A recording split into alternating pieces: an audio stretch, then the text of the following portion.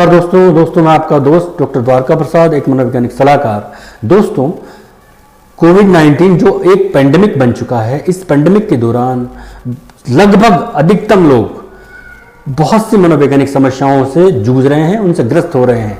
अब वो कौन कौन सी मनोवैज्ञानिक समस्याएं हैं उनके बारे में मैं आपको बताना चाहूँगा और उनका क्या उपचार हो सकता है उनके बारे में मैं आपको बताना चाहूँगा।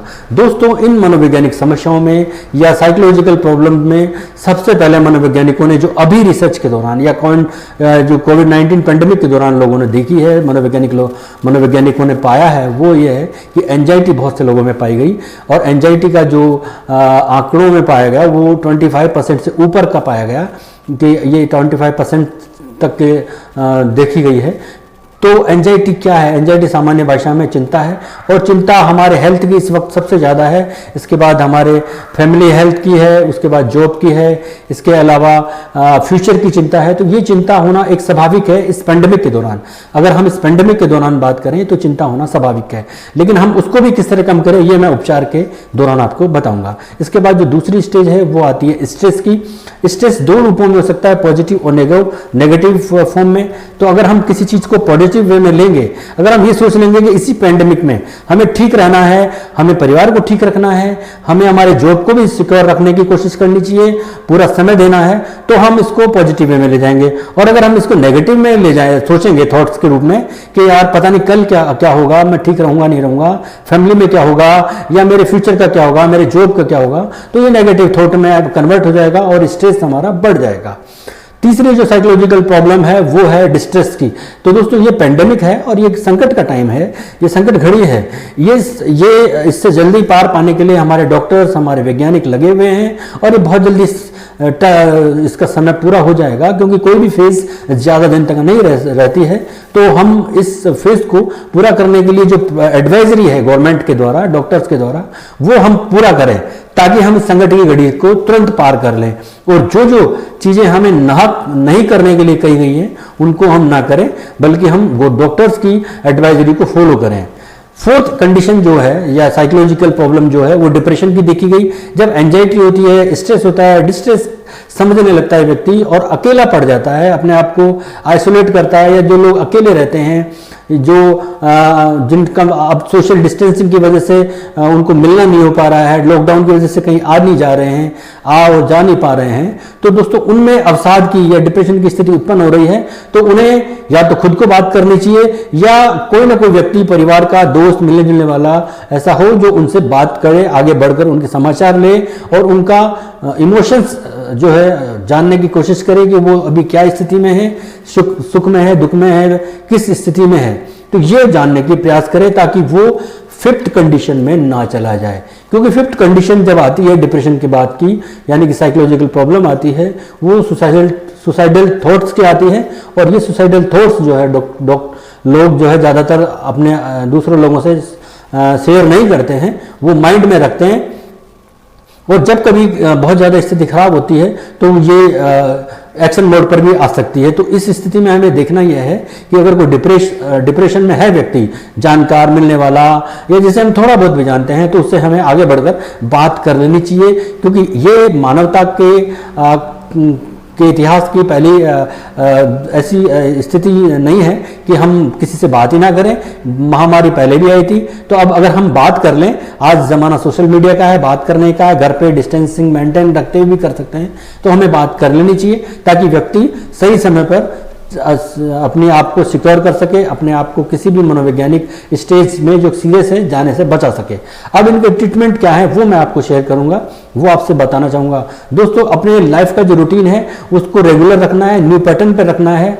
पेंडेमिक के दौरान भी वही रूटीन रखना है जो पेंडेमिक से पहले था। जिस टाइम पे वो उठते थे उठना चाहिए, एक्सरसाइज करनी थी करनी चाहिए, लंच करना था, डिनर करते थे, या जो भी वर्क वो जिस टाइम पे करते थे उसी टाइम का रूटीन रखना चाहिए। घर पर उनको एक पर्टिकुलर जगह स्पेस तय करनी चाहिए, वहाँ पर वो चीज़ें वो उनको करनी चाहिए, ताकि उनको ये नहीं लगे कि वो बिल्कुल बेकार हैं, बिल्कुल अकेले बैठे हैं, कोई बात करने वाला नहीं है।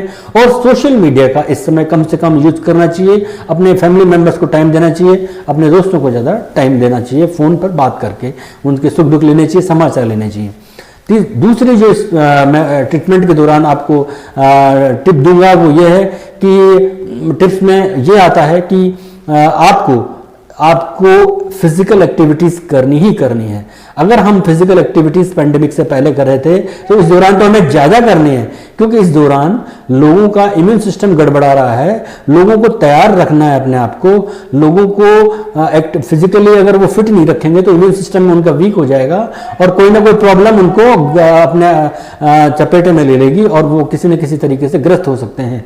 तो इस दौरान ये ध्यान रखने की जरूरत है कि वो जो एक्सरसाइज करते थे करें, जो योगासन करते थे करे थे वो करते रहें, और कम से कम अपने माइंड के जो मानसिक स्थिति को संतुलित बनाए रखने के लिए वो प्राणायाम जैसे योगासन जरूर करें, ये उनको करना है। तीसरी जो चीज है वो है रिक्रिएटिव एक्टिविटीज करनी उनको जरूर चाहिए, क्योंकि रिक्रिएटिव एक्टिविटीज वो एक्टिविटीज होती है जो हम पहले करते थे, जो हमारी यंग एज में हम करते थे, जो शादी के टाइम, जो जॉब के दौरान हम करना हमने बंद कर दिया था, क्योंकि अब हम बिजी रहने लग गए, हमारी लाइफ ऐसी हो गई कि हमें टाइम नहीं मिलता था। अब हमें वो सारी एक्टिविटीज करनी चाहिए, क्योंकि हम लॉकडाउन में हैं, हम घर पर हैं, हम वो सब कर सकते हैं। उन एक्टिविटीज में आप बहुत सारी एक्टिविटीज हैं, सिंगिंग हो गया, राइटिंग हो गया या पेंटिंग हो गया, इस तरह की एक्टिविटीज, या बच्चों के साथ खेलना हो गया। कुछ न कुछ ऐसी एक्टिविटीज है जिसमें हम बच्चों के साथ एक क्वालिटी टाइम स्पेंड कर सकें, फैमिली के साथ कर सकें। तो ये एक्टिविटीज जब हम करेंगे, क्रिएटिव एक्टिविटीज किसी न किसी रूप में, चाहे वो बच्चे के साथ करें, फैमिली मेंबर्स के साथ करें, तो वो अपने आप में हमारे माइंड के जो न्यूरो ट्रांसमीटर है उनको पॉजिटिव वे में ले जाएंगे, उनको रिलीज करेंगे केमिकल्स को, न्यूरॉन्स को, ताकि हमारा माइंड बैलेंस्ड रहे, न्यूरॉन्स का जो इम्बैलेंस नहीं हो, जो हार्मोनल इम्बैलेंस नहीं हो, और हमारा जो इम्यून सिस्टम है वो प्रॉपर वर्क करे। इसके अलावा जो फोर्थ टिप्स मैं आपको दूंगा वो है बैलेंस डाइट की। आप अपनी डाइट को बैलेंस रखें। ये नहीं है कि घर पे हैं तो जब आप चाहें किचन में चले गए, जब आप चाहें कुछ खा लिया, पेट में जो डालना है डाल लिया। इट्स नॉट गुड, बिकॉज ये आपको टोटली आपके इम्यून सिस्टम को गड़बड़ कर सकती हैं। तो आपको करना क्या है, आपको जो इस वक्त एडवाइजरी दी जा रही है कि हमें कैसे खाना है, क्या क्या खाना है, वो तो खाना ही खाना है। बाकी आपको जो नेचुरल फूड है, जो सीजनल चीज़ें हैं वो खानी है, और उसकी क्वांटिटी की प्रॉपर जो है आजकल इतनी ज़्यादा जानकारी, अवेयरनेस आ चुकी है कि हमें कैसे कैसे खानी है, उस तरह से वो बैलेंस डाइट लेनी है। हमें पेट को भरना नहीं है, हमें प्रॉपर सही टाइम पे सही फूड खाना है।